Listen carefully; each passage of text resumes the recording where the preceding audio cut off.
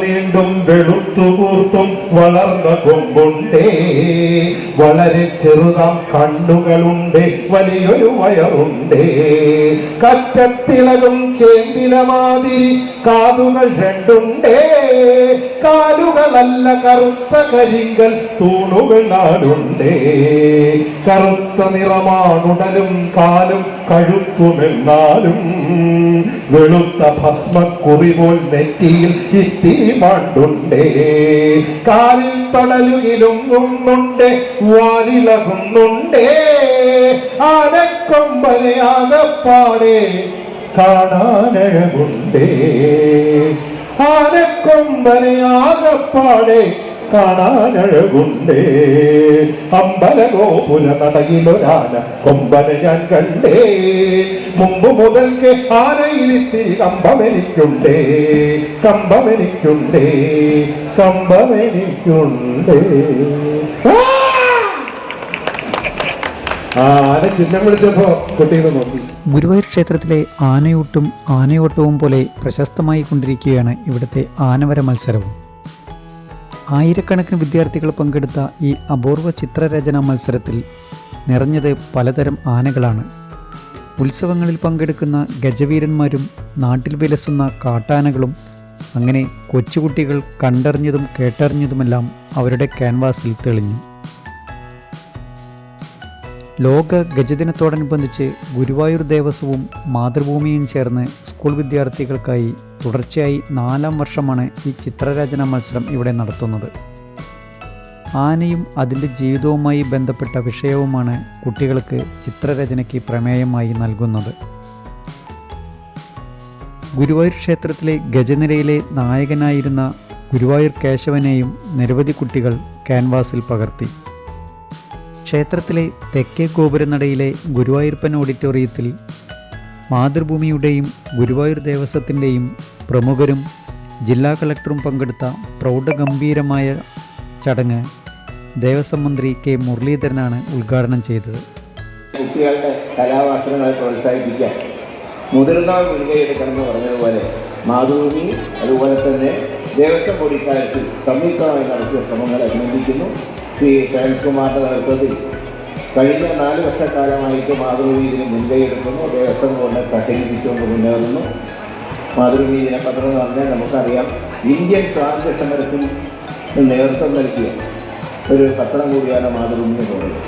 അതുകൊണ്ട് അങ്ങനെ ഒരു പത്രം സ്വാതന്ത്ര്യാനന്തര ഭാരതത്തിൽ ജനങ്ങളുടെ ഒരു ചാലകശക്തിയായി പ്രവർത്തിക്കുന്നു എന്നുള്ളതിന് ആ പത്രത്തിൻ്റെ നിലവിലുള്ള ഭാരവാഹികളെ പോലെ അഭിനന്ദിച്ചുകൊണ്ട് ഇനി എത്രയോ കുട്ടികൾക്ക് ഭാവിയിലും ഇത് ചിത്രരചന നടത്താൻ അവസരം ഉണ്ടാവട്ടെ എന്ന് ഗുരുവായൂരപ്പനോട് പ്രാർത്ഥിച്ചുകൊണ്ട് ഇന്നത്തെ ചടങ്ങ് ഔപചാരികമായിട്ട് ഉദ്ഘാടനം ചെയ്യുന്നു. ചിത്രരചന നടക്കുന്നതിനിടെ ഗുരുവായൂരപ്പൻ്റെ നിത്യശിവേലിക്കും ആറാട്ടിനുമെല്ലാം പങ്കെടുക്കാറുള്ള വിഷ്ണു ആന കുട്ടികളെ അഭിവാദ്യം ചെയ്യാനെത്തിയത് കുട്ടികൾ ഏറെ കൗതുകത്തോടെയാണ് നോക്കിയത്.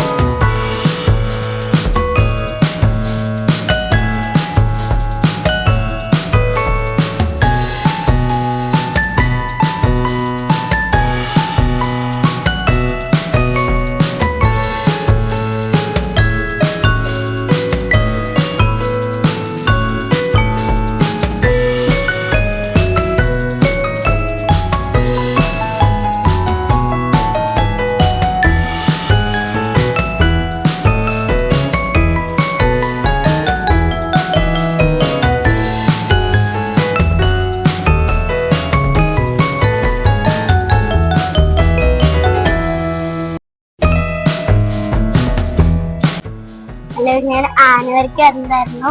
ഫസ്റ്റ് എക്സ്പീരിയൻസ് ആയിരുന്നു. നേരത്തെ ആൾക്കാരുണ്ടായിരുന്നു.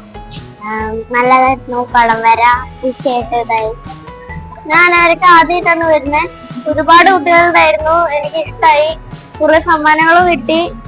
ഇനി അടുത്ത കൊല്ലം കൂടി വരണം. ഞങ്ങൾ ആനവരയുടെ കോമ്പറ്റീഷനാണ് അപ്പോ നല്ല സന്തോഷമുണ്ട് പങ്കെടുക്കാൻ പറ്റിയത്. ഇപ്പോ 2 ടൈപ്പ് വരുന്നു.